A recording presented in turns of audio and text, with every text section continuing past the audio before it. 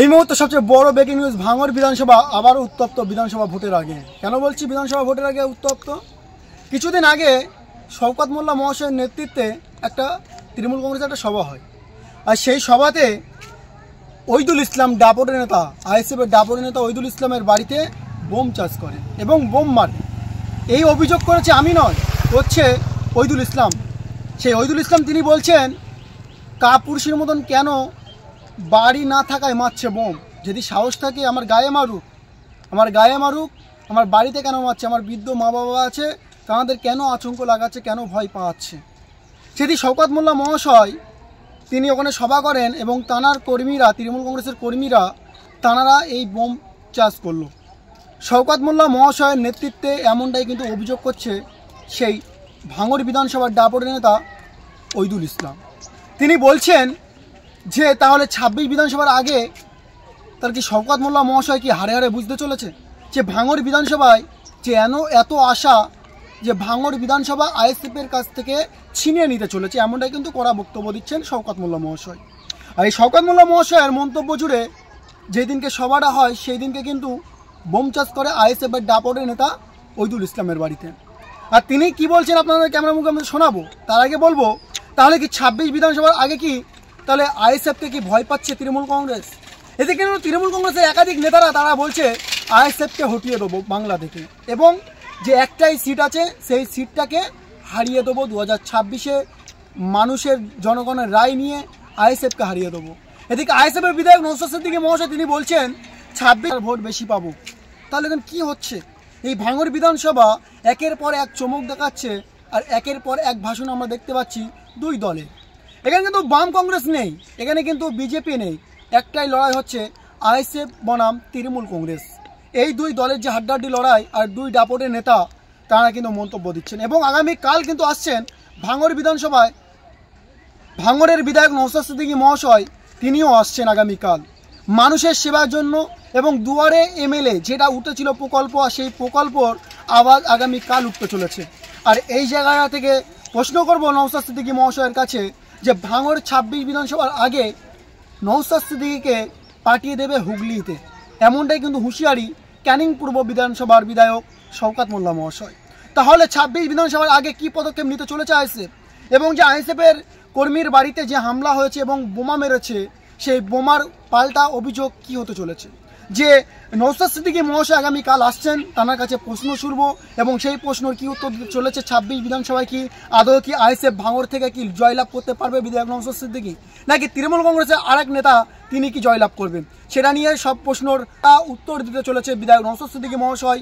আমাদের ক্যামেরার মুখোমুখি হয়ে সাইদুরের রিপোর্ট, সি বাংলা থেকে। ওই পদ অধিকারী যখন হয়ে যায় সেখান থেকে মুনাফা তার ডবল হয়ে যায়। তো এই যে তৃণমূলের যারা যারা এখানে প্রতিনিধিত্ব করার জন্য ইলেকশনে দাঁড়িয়েছিলেন, তাঁরা টাকা দিয়েছেন। এর পূর্বে শওকত মোল্লার মুখে শুনেছি আরাবুল ইসলাম টাকা নিয়েছেন, আবার আরাবুল ইসলামের মুখে শুনেছি শওকত মোল্লারা কীভাবে কম্বল বিতরণের নাম করে, ছাতা বিতরণের নাম করে কিভাবে টাকা তুলতেন। বকলমে এরা যে কাটমানির শীর্ষে স্থানে পৌঁছে গেছে, তৃণমূল দলটা এখন টাকা মারা কমিটি হয়ে গেছে। টাকা মারা কমিটি, টি ফর টাকা, এম ফর মারা, সি ফর কমিটি, এই টাকা মারা কমিটি রূপান্তরিত হয়ে গেছে। তাই তারা মনে করছেন এখন আর এখানে ভাঙড়ে নওশাদ সিদ্দিকীর দল আছে, আইএসএফ আছে, তারা টাকাটা ঠিকঠাকভাবে দিতে পারছে না। তাই তারা বাইপ্রেশার করছে যে যারা যারা ঘর পেয়েছেন তাদেরকে তৃণমূল করতে হবে। আমি ওই সমস্ত বাবুদের বলি, গণতন্ত্র প্রক্রিয়ায় আগামী দিনে আপনিও তৈরি থাকুন। ওই বুথের লোক দিয়ে আপনাকে কিভাবে ঠেকাতে হয় এবং কিভাবে আপনাকে শিক্ষা দিতে হয় সেটা আইএসএফ দেবে।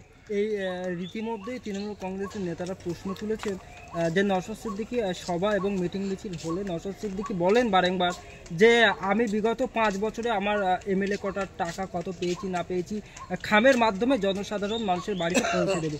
রীতিমধ্যে এই প্রশ্ন কিন্তু তিনি প্রশ্ন তুলেছেন যে এখনো পর্যন্ত তাহলে নওশাদ সিদ্দিকী সাধারণ মানুষের বাড়িতে খাম পৌঁছাচ্ছে না কেন, প্রশ্ন তুলেছে তৃণমূল কংগ্রেসের নেতা মোদাচ্ছের হোসেন।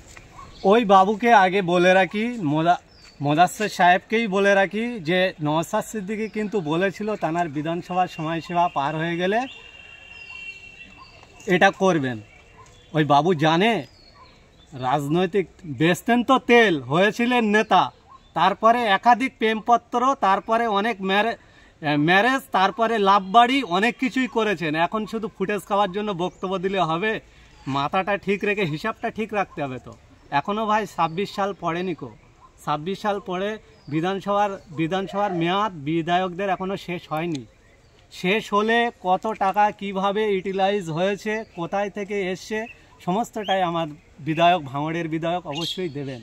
একটা কথা বলি, আমিও একজন জনপ্রতিনিধি, একটা আপনাকে লাস্ট কথা বলে রাখি, জনপ্রতিনিধি কোনোদিন পাবলিক প্লেসে গিয়ে কাজ করতে পারে না। সরকারি অনুদান সমস্তটাই হচ্ছে টেন্ডারের মাধ্যমে হয়, তার একটা এস্টিমেট হয়, তার হচ্ছে সমস্ত ডকুমেন্টস তৈরি হয়, তারপরে সেখানে কাজ হয়। এই বাবুদেরকে একটু খোঁজখবর নিতে দেখুন না, বিডিওর পাশেই তো ওনার বাড়ি।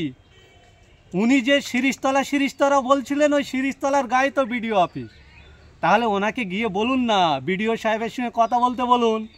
বিডিও সাহেব যে না জানে এইচডি অফিসে গিয়ে কথা বলতে বলুন, তাহলেই তো বুঝতে পারবে ভাঙড়ের বিধায়ক মানুষের জন্য কাজ করছে না টাকা নিয়ে তানার মমতা দিদির মতন লক্ষ্মীর ভাণ্ডারে জমাচ্ছে, সেটা বোঝা যাবে। MD Alamgir Hossain, Indian secular ফান্ডের একজন সাধারণ কর্মী। এখানে আইবি এসবি যার লোকজনই আছে না কেন, রাজ্য প্রশাসনের উদ্দেশ্যে একেবারে বার্তা, অবিলম্বে সেই সমস্ত সমাজকর্মীগুলোকে নিঃশর্তে মুক্তি দিতে হবে। যেভাবে গণতন্ত্রের টুটি দিবে মমতা ব্যানার্জির পুলিশ, তাদেরকে গ্রেফতার করেছে। আমাদের ভাঙড় থেকে শুরু করে খড়দার বিভিন্ন জায়গা থেকে যে সমস্ত গণতন্ত্র প্রেমী মানুষেরা ডিমান্ড নিয়ে, তাদের বৈধ ডিমান্ড নিয়ে আপনার স্বাস্থ্য ভবনের উদ্দেশ্যে রওনা হয়েছিল, তাদেরকে পথের মধ্যে যেভাবে আটকেছে, আমি মনে করি এটা সম্পূর্ণরূপে গণতন্ত্রের পরিপন্থী, ডেমোক্রেসির বিরুদ্ধে। এটাকে বন্ধ করতে হবে এবং যাদেরকে ডিটেইন বা গ্রেফতার করেছে নিঃশর্তে তাদেরকে মুক্তি দিতে হবে। অন্যথায় এর জবাব কিন্তু আগামী দিনে আমরা গণতান্ত্রিক প্রক্রিয়াতে মমতা ব্যানার্জির সরকারকে আমরা বুঝিয়ে দেব। আপনারা ভাবতে পেরেছেন, কিছু লোকজন আসবে, এসে স্বাস্থ্য ভবনে কি দুর্নীতি হচ্ছে দেখতে পাচ্ছেন তো ভাই? এমন সেলাইন দিয়েছে, মানুষ মারা গেল।